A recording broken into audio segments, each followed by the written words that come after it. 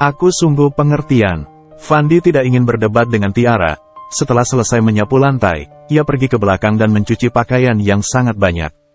Fandi membuka kemeja, menyisakan kaos dalaman.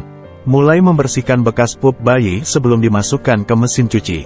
Dia jadi ingat Lila, dulu Lila juga mengurus bayi sendiri. Ditambah ibu saat itu juga sedang sakit. Bahkan Lila masih bisa mengantar ibu kontrol ke dokter dan merawatnya dengan baik. Hubungan ibu dan Lila sangat erat, mungkin karena almarhum ibunya Lila menitipkan Lila pada ibu. Fandi juga terseret dan dipaksa harus menikahi Lila. Kalau bukan karena ibu, nggak mungkin aku mau menikahimu. Itu yang Fandi katakan setelah ijab kabul. Lila tak berkata apapun, wajahnya sedih. Apalagi Fandi tak kunjung menyentuhnya padahal sudah seminggu menikah. Namun, lama-kelamaan Fandi merasa sayang sekali tidak menyentuh Lila. Mereka tinggal sekamar, pria itu sering melihat Lila habis mandi. Rambut panjang nan basah membuatnya merasa ingin menyentuh. Pada akhirnya Fandi tidak tahan hingga menyentuh Lila dan membuatnya hamil, ia sangat menyesal. Fandi juga sempat menyalahkan Lila saat dia menunjukkan tes pack garis 2. "Mas, aku hamil." Wajahnya sangat cerah, penuh kebahagiaan. "Apa? Kok bisa sih? Aku kan cuma menyentuhmu beberapa kali." Lila sangat terkejut dengan kemarahan Fandi. Pria itu akui selama sebulan ia memang menyentuh Lila hampir setiap hari, rasanya ketagihan. Mungkin itu yang dinamakan semangat pengantin baru. "Mas nggak seneng aku hamil?" tanyanya dengan nada sedih. Masih tanya lagi, "Ngapain juga aku seneng punya anak dari wanita kayak kamu?" "Ceka sial." Fandi mengacak rambut dan keluar kamar. Tidak jadi minta jatah. Malah ia menutup pintu dengan keras hingga membuat Lila menangis. Fandi tidak peduli. Selama beberapa hari ia pergi karena ngambek. Tidak menghiraukan Lila yang terus menelpon dan chatnya panjang lebar minta maaf. Seminggu kemudian Fandi pulang. Rupanya ibu belum tahu Lila hamil. Beliau pikir Lila hanya sakit biasa. Mual, muntah dan tidak bisa makan.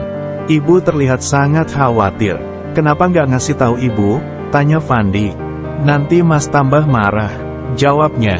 "Walaupun aku tidak suka kamu hamil, tapi ibu pasti senang." Lila menggigit bibir bawahnya, seperti menahan sesuatu, tapi tetap berusaha tersenyum di depan Fandi. "Maaf ya mas, aku hamil. Mas jangan marah lagi ya. Ceka udah terlanjur, kamu bodoh sih nggak pakai kebon." Fandi sangat kesal hingga melangkah menabrak bahunya, langsung masuk kamar dan mandi. Rasanya makin kesal. Harapannya cerai semakin jauh.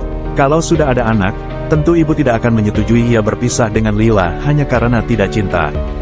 Tapi kesan Fandi berbeda saat Tiara hamil, ia sangat bahagia hingga mengangkatnya tinggi-tinggi. Dia juga terus memandangi tes pack darinya. "Kita harus ke dokter sekarang," ucap Fandi setelah menerima tes pack. "Sekarang kan udah sore," balas Tiara melihat jam. "Pasti masih ada klinik yang buka, kalau perlu kita muter-muter buat nyari." Fandi segera menyambar kunci mobil, membawa Tiara ke dokter. Kehamilannya baru 5 minggu. Janinnya masih sangat kecil. Fandi sangat antusias seolah itu anak pertamanya. Jika diingat lagi, ini pertama kalinya ia ke dokter kandungan, juga pertama kalinya melihat bayi dari alat USG. Setiap Lila meminta mengantarnya ke dokter, Fandi selalu menolak dengan alasan capek dan menghabiskan biaya. "Kan bisa dapat vitamin di posyandu saja yang gratis," ujarnya kala itu. "Tapi ini kan anak pertama kita, mas.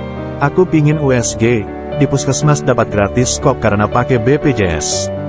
"Aku udah tanya ke bidan. Kamu temenin ya," pintanya. "Halah cuma ke puskesmas aja ditemenin, sama ibu kan bisa. Kamu nggak lihat aku sibuk kerja. Rugi banget ambil cuti Fuma buat nemenin kamu USG." Sejak itu Lila tidak pernah merengek minta ditemani lagi. Dia hanya pernah minta ditambah uang belanja untuk menyicil perlengkapan bayi. "Gajiku udah aku kasih ke kamu semua. Pintar-pintar kamu ngatur uang lah.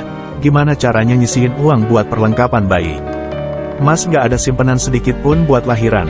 Uangku cuma cukup beli bensin, sisanya ya aku kasih ke kamu semua. Sebagai istri kamu harus pintar ngaturnya." Fandi berbohong, dari 10 juta gaji, ia hanya memberikan 4 juta. Tidak pernah ia tambah. Sisanya Fandi gunakan untuk menyenangkan Tiara. Usaha rental juga tidak diketahui Lila, Dia hanya tahu Fandi mengambil barang-barang di gudang dan kamar untuk dijual karena kekurangan uang. "Mas, nyucinya udah belum? Aku lapar," teriak Tiara dari dalam rumah. "Ini tinggal jemur," jawab Fandi. Dia lelah sekali. 2 kali putaran mesin cuci. Perutnya juga sudah berbunyi sejak tadi. Seharusnya ia makan dulu sebelum kesini. Tadi dia lihat Lila masak semur ayam kesukaan. Mungkin karena akhir pekan ia di rumah, jadi Lila masak enak. Fandi jadi ingin pulang. Lila pasti kecewa karena ia belum sempat makan masakannya. Nanti malam ia harus cari alasan untuk pulang lagi. Fandi yakin sikap cuek Lila tadi pagi hanya untuk menutupi kesedihannya. Sebagai suami tentu dia harus peka dan menghibur istri pertamanya itu.